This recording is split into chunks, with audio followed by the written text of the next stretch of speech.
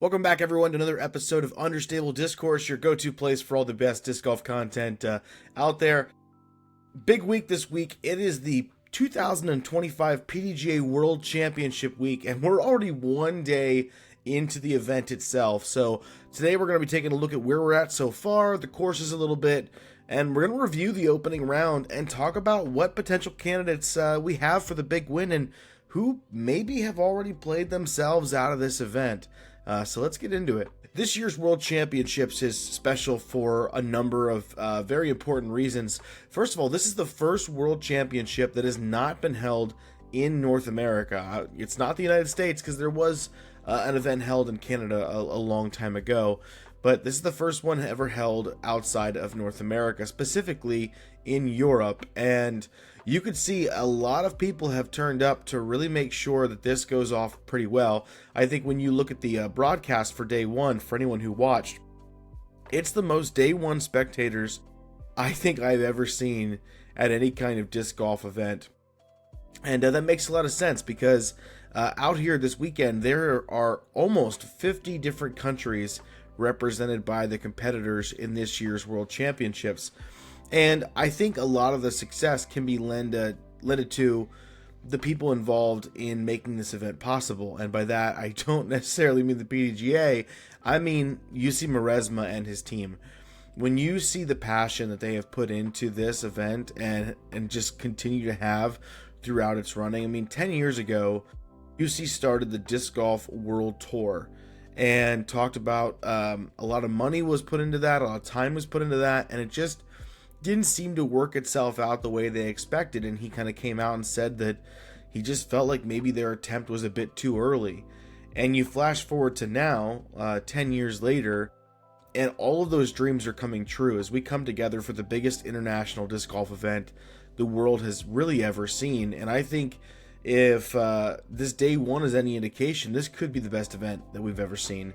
But we still have 4 rounds left to go, and I think we have to see the event in its entirety to make us, assumptions that this was the best event ever. But we can see a lot of things that really are lending in that direction. A couple of those things are, the course improvements, really, really big. They adjusted some of the green complexes out at the course at Tampere and, made them both more difficult, but also at the same time they built up like little walls to help prevent rollaways in the areas they don't want rollaways, but left it open in the areas where rollaways would make more sense.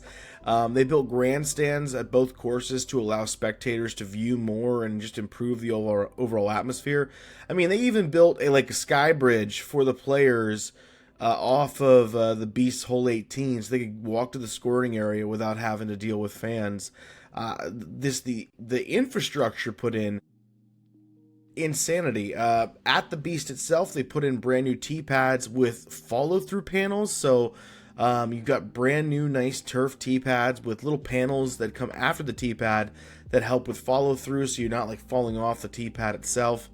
And one of the other cool things they did, which has gotten some mixed reviews by certain people, but every one of the tee signs, rather than having a map of the actual hole itself, there is a QR code that links up to a GPS enabled virtual caddy guide, where you can, on that caddy guide, select where you're at, and it will always tell you how far you are away from the pin. So I'm curious what that does for things like pace of play and whatnot. I'm sure some people would love to see just an overview of the actual hole itself, but you would expect that players, by the time they get to the event, they know what the hole looks like and they have a game plan. If you don't, then World's going to be a bit tough for you, I suppose. But they also have clever sponsorship spots over on at the Beast on hole 16 and hole 8 at the Monster.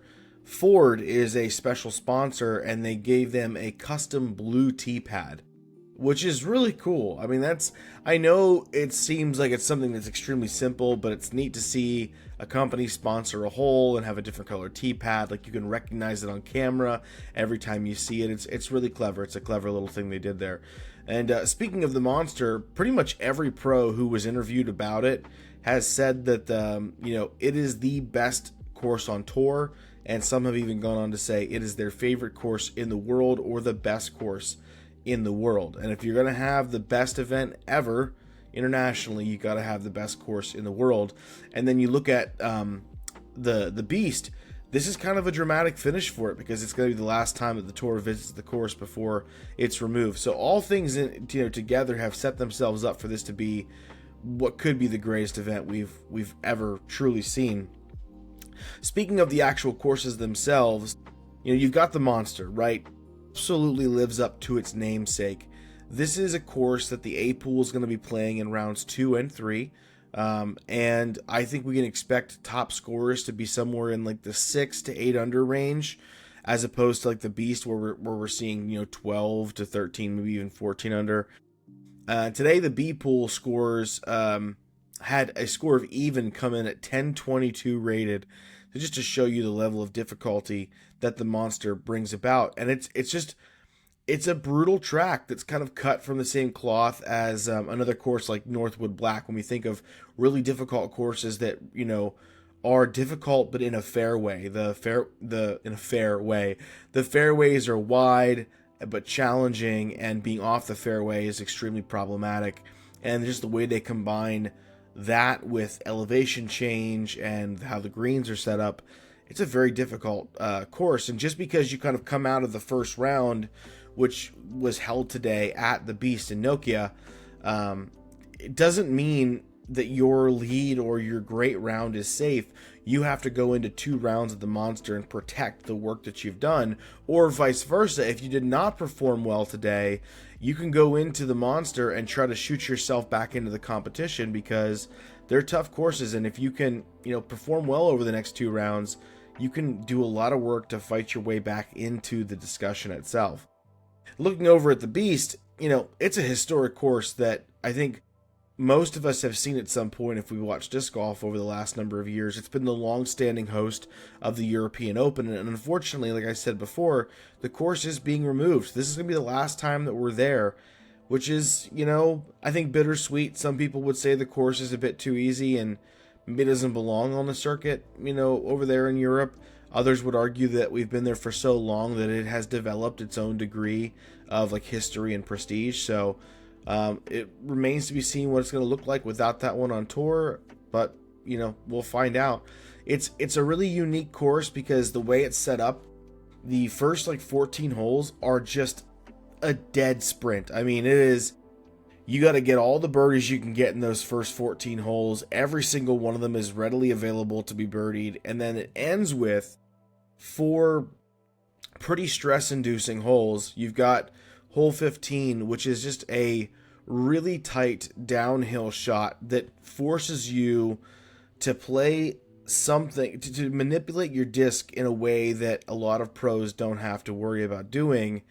And most pros, I think, are opting for some kind of layup play, or, we're going to see score separation happen on that hole. It is historically the hardest hole on the Beast layout. So hole 15 is a great one. Then you kind of come into hole 16, which historically is the hole with the classic bunker rule, which was where if you threw from the fairway and you did not land on the island, you would rethrow with no penalty from your previous lie, and you would keep going until you made it onto the island. And that's the hole that we saw, poor Anthony Barella a couple years ago throw away his European Open bid, and literally by just blasting disc after disc after disc off the island. However, last year we had a bit of a change. The PDGA wasn't a big fan of the bunker rule, and they made a change to the course that a lot of people really disliked, in that they added 2 different drop zones. Fortunately, we were not able to get the bunker rule, but they were able to not return us to whatever of a joke that whole setup was last year. And this year, the way they did it was a bit different. They made it so that if you are in the fairway, any shots coming from the fairway to the island have to land on the island, or they proceed to the last place that they were inbounds on the fairway, and you get an OB stroke.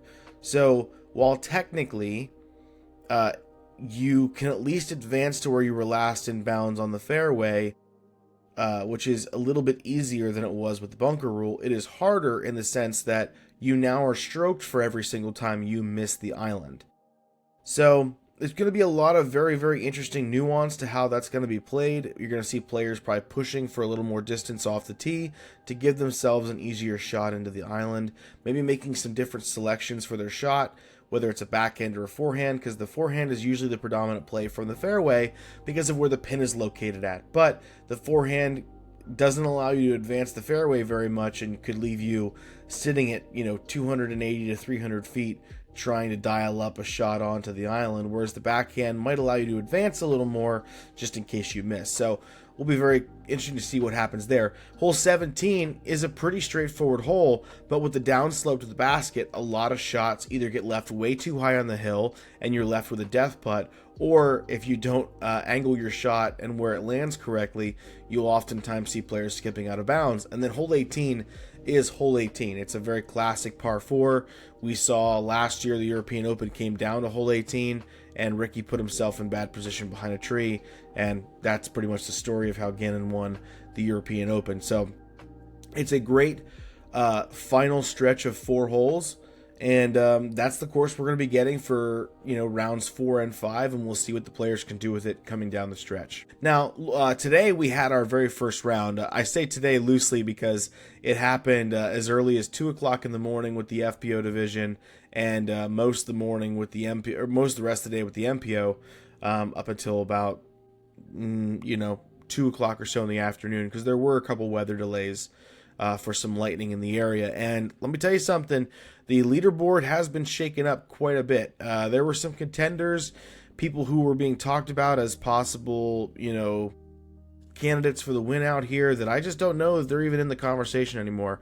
And I guess I'll start off that with saying that Missy Gannon is currently in last place in the A pool, or I guess in this for the FPO it's the C and D pool.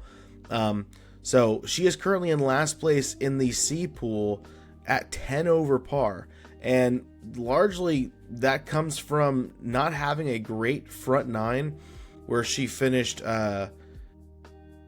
she finished 4 over on the front 9, and even though she was able to ring up some good birdies on 11, 14, 15, 17, and 18, she fell victim to the brand new hole 16 and got herself a 14 by just firing and firing and firing and firing and not landing it on the island. So I would say here, obviously it's FPO and we've seen stranger things happen, but unless Missy shoots the next 4 hot rounds for the event, I think that she has played herself out of the event after the first round, which is really tough to see. It's extremely tough to see, but Missy's play recently has not been I think up to the standard that we're used to seeing out of her. And so hopefully she keeps her head in it and she keeps playing as best she possibly can. I would not be surprised at all if she makes it back into the cash line. She's definitely skilled enough to do that, but I would say at this point her chances of winning are pretty much done. There are a few other players who didn't have the greatest performances today. I'm looking at names like Evelina Salonen and Holland Handley, who finished at +3. Not the world's greatest rounds across the board, and honestly, even though it's not all that much better than Missy, the fact that the leader is currently sitting at 6 under par and there's 4 rounds to play, I'm not going to put it past Evelina and Holland to be able to fight their way back into this event, but they have a lot of work to do, and I don't think they can afford to shoot so poorly over the next 4 rounds. They need to shoot 2 solid rounds over at Tampere with the Monster, and they cannot shoot this way when they return to the Beast for rounds 4 and 5. So I would expect to see them play a decent bit better. And we saw a lot of Evelina on the highlights from round 1 because her drives were Evelina. They were fantastic drives. She was putting herself in position to attack all over the place, but she was 9 for 17 from C1X, and you got to be able to get the job done. But I think we'll see that putting kind of wash itself out a little bit. For me, the more shocking performance there is definitely Holland Handley, who, she shot 6 for 7 from C1X, but she just kind of refused to put herself in position on any of the holes to really score when she had an opportunity. Hence why she only had 7 C1X putting attempts. So hopefully the two of them will fight their way back into the event. We'll see how that goes. A little further up the leaderboard, we've got Cadence Burge sitting at +1, Paige Pierce sitting at +1. We'll see how it goes for both of them. I can see Cadence definitely shooting her way back into this event. Paige is also capable of doing that, although I think she's going to struggle a bit more over at the Monster. It's a little less of her style disc golf. I think she'll perform the best over here at the Beast, but shooting +1 in the first round does not give me a lot of hope for her chances to win. So I would say that, Holland and Evelina, they have a chance to win the event, but I would say it's increasingly becoming an outside chance. They need to have a solid second round to put themselves back into this. And if they don't, they're kind of bridging on that gap between not only needing to shoot well, but needing others to shoot poorly. Cadence and Paige are also kind of in that outside chance. Moving up the leaderboard, we have the next two people who I think are contenders. You've got Kristen Lott, and I think, I've got my eye on Valerie Mandujano. She's been playing really great recently. In the last 6 events, she's finished at 6th place or better. But Kristen and Valerie finished at even par today. If I'm Valerie Mandujano, she's probably coming off the course a bit frustrated about hole 16, where she took the triple bogey, and hole 3, where she also took a triple bogey. But if you clean up both those things, she's looking at like a 600 par round if she can get, if she can just get pars on both those holes. So she probably feels pretty good about that effort, considering that most of the rest of the round was pretty solid. She shot, 10 for 15 from C1X. She was okay there. But the big story of the day, I think, is going to be Kristen's round, because, even par, she's only 6 strokes back from the lead. Based on the interview she had after the round, you would think that she was already out of the event.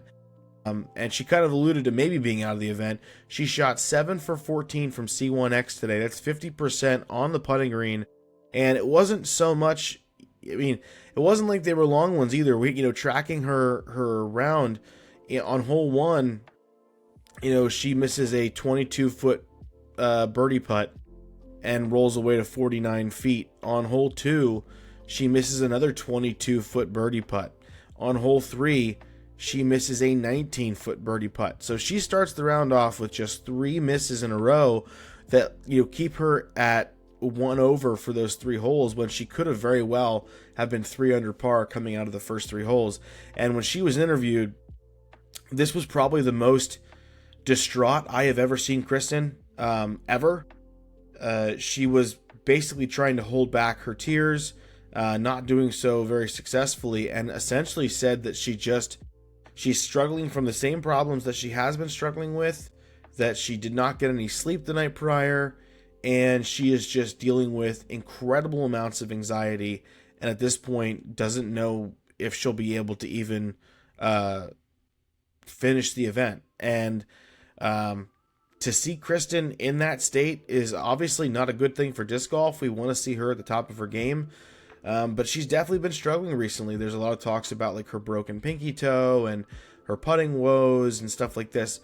For me personally and respectfully, we can talk all day long about her being the top player in the sport and needing to be a bit tougher, and this comes with the scrutiny and all that kind of stuff.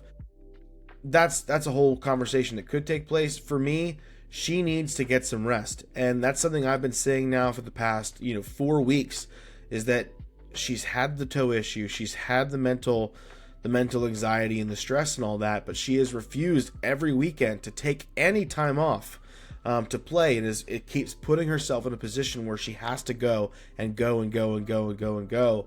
And unfortunately, I think we're seeing the effects of someone who is burnt out right now. Back when they first came onto the European swing, she could have taken off a couple events in preparation for the European Disc Golf Festival, got herself in, a little bit better condition, got the toe worked on a little bit more, gave it some rest, and I think she'd be in a better place now had she done that. But it is tough to see Kristen that way. I'm glad that the interviewer, that Brian, was able to read the room and not keep her in there for more and more questioning and just kind of let her go. Hopefully Kristen has people who come around her tonight and just kind of let her know, like, hey, you're only 6 strokes back. with 4 rounds to play, she is 100% not out of this event. But if she continues to putt the way she's putting, I don't see a world where she is going to be competitive. Something has got to change there, and we've got to see a more resolved Kristen to win the event. Moving up the leaderboard, we have, our only 8 competitors to finish under par, with Jennifer Allen and Hannah Wynn at 1 under. You've got Owen Scoggins at 3 under. While Owen is a really solid competitor, I don't know that I'm going to see her play as well as I'd like to over the next 4 rounds. I think the Monster is going to be a bit tough for her game, but we'll see. And then we've got a 4-way tie in second place from Ada, Rachel, Silva, and Kat. Great to see Kat Merch put down an awesome round. This year has not really been her year in terms of being able to be up there in the forefront of everyone's competitive minds. She has all the skills necessary to do it, and I'd love to see her be competitive here. Last year she showed up real well for the World Championships, and I think we're going to see that again. And then in the lead after round 1, we got Hannah Blomroos sitting at 6 under par, and it kind of is the classic case. When Hannah putts well, she's extremely competitive, and she shot 7 for 11 from C1X today. If Hannah's putting well, I think this could be her event to lose. But we'll see, because historically that's not been a strong suit of hers. So the FPO is really shaken up after round 1. For me right now, I think you've got to say that Hannah and Kat and Silva are in prime position, and of the grouping, I would say that Silva fans are feeling pretty good right now, because Silva's the kind of player who I think can play consistently, keep the game where she needs it to be, and over the course of the next 4 rounds could find herself in a prime position to go back-to-back majors, and that would be incredible. But I would definitely not rule out Kat Merch and Hannah Blomroos at this point. And quite frankly, if Kristen Lott and Valerie Manahano can sort of figure it out, get their games together, I think they're going to be contenders in this by the end themselves. And honestly, better look out for a sneaky Rachel Turton, because that would be incredible for her to get the win as well. Jumping over to the MPO side, also a really interesting leaderboard here. Sitting atop after round 1, we have Sullivan Tipton at 12 under par, shooting a bogey-free 1081 rated round. Really, really solid play on his part, looking very, very clean. I would have expected the top score to be in the 13 and 14, considering the weather was pretty solid today, minus a real short stint of some rain for one of the holes. But this is the kind of play that I think we know that Sullivan's capable of, and we're going to see, can he keep this up over the course of 5 rounds? That'll be the big question, because it's one thing out here at the Worlds to be able to put down an incredible round or 2, but to be able to keep it up for 5 straight rounds, that's a tough thing to ask a lot of people. We also have Adam Hammes right on his heels at 11 under par. And then we've got 2 Europeans. So our lead card tomorrow is going to be 2 Americans, 2 Europeans. I'll be honest with you, I pride myself in pronouncing people's names right. I do not know how to pronounce Pyry. So I'm just going to say Jotzen, as I'm going to say. Jotzen. That's what I'm going to say. And if he continues to be a menace tomorrow, I will have a perfect pronunciation of his name. And I'll make sure to include that when I talk about the event going forward. But he's sitting at 11 under par, tied with Adam and tied with Eetu Tominen, who we have talked about before, is a solid youngster on the tour and who is capable of a lot of great disc golf. And the 4 of them are the top of the pack, but not far behind. You've got Gannon Burr at 10 under par. We got Albert Tom and Raven Newsom also at 10 under. Raven's been a name we've seen sneaking up there in the leaderboards a lot recently. And we got Bradley Williams. And, honestly, there's some people here that you just haven't heard from very much this season. You got Garrett Gerthy at 8 under par. You got Kale LaVisca at 8 under par. And we see some really solid performances from the European field, like Nestori and Maori sitting at 8 under. Rasmus at 8 under par. We're off to a great start for this event. And honestly, there are a lot of players I could talk about being who have excelled really well. But there are a few players who we should probably talk more about how their round didn't go very well. If we kind of move our way down the leaderboard, we can see some people really struggled today. You've got European solid player Jakub Semrad at +3. That's a very, very tough score to have. Ben Callaway sitting at even par. But we move up, and we got Kyle Klein at 2 under. That's a very, very tough starting score here. Paul McBeth at 3 under par. 3 under is that's not the round that we need out here. While I think that making up a 10-stroke deficit over on the FPO side is a bit easier to do across the next 4 rounds, making up a 10-stroke deficit on the MPO side is going to be very, very difficult. You've got Isaac Robinson, who just sort of struggled today. Only 5 birdies and 1 bogey, a number of OB strokes.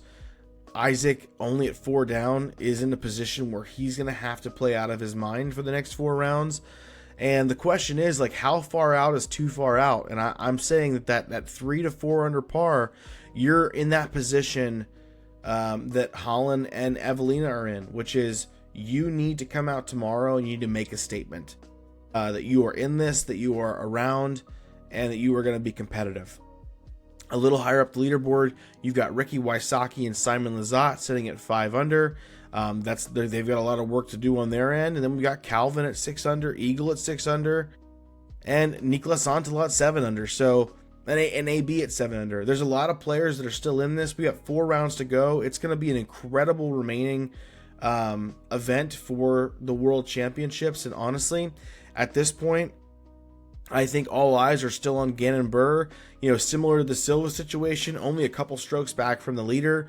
But, I look at Gannon compared to players like Sully and Hamas and Etu. The question is, even though they do have the talent, similar to someone like Hannah Blomroos in the lead over at FPO, they have the talent, but can they have the consistency over 5 rounds? We've seen Adam Hamas be the kind of player that can go absolutely unconscious for 3 or 4 rounds. We've also seen an Adam Hamas that can go, 1 round incredible, next round bottom of the barrel. We don't know. Can Sully handle the pressure of the World Championships and keep his foot on the gas? That remains to be seen. So I think that Gannon Buhr is still the favorite over on the MPO side. He says he's right where he wants to be at 10 strokes. And if this was his round where he didn't play as well as he'd like to, the rest of the field better look out, because Gannon is going to lock in. Honestly, I think it's still right now, it's anyone's game. We'll know a lot more after round 2. And it's going to be a lot of fun. Make sure you follow the Understable Discourse Instagram this week, as we do updates throughout the week of kind of what's going on and some big major moments. But hey, that's it for me. That's a quick snapshot of what's going on with the Worlds. I hope that you're tuning in to watch. There is going to be some next day coverage put out by the typical post-produced companies. It is worth a watch. This is the biggest event we have for the year, and could very well be the biggest and best event disc golf has ever seen. So make sure you're tuning into that. Also, a little cross promotion here. Go check out the Foundation Podcast YouTube channel. I just did a bunch of research and put out a video for them all about the PDGA conflict of interest. It's a really interesting video with a lot of research and time that got put into it. So go check that out. That'd be really, really awesome. There's also a new episode of Debate Night that's going to be dropping over there. And you'll want to check that out, because I've got some opinions on Worlds in the video over there as well. But, thank you so much. Make sure to leave a like. If you can, hit that subscribe button. It's the best way you can help support the growth of this channel.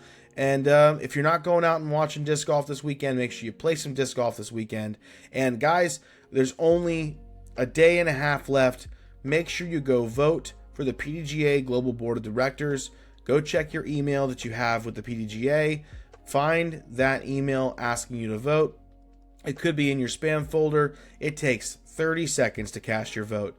And at the very least, if you're not really interested in the Global Board of Directors, put a vote in for somebody. I'm not going to tell you who to vote for exactly, but I will say that Matthew Rothstein is a really solid candidate that I would look at to vote for. He's who I voted for. But you should also check, because some of your your state coordinators are up for re-election. I was absolutely 100% locked in on my boy Sean Conroy, who is, I think, one of the best coordinators you could ever ask for. So make sure you vote. Make sure you do all that. Once again, thank you so much. Leave your your predictions in the comments down below. Who's going to win the event? Who's going to hold on for the next 4 rounds? But until next time, this is Understable Discourse. Talk to you later.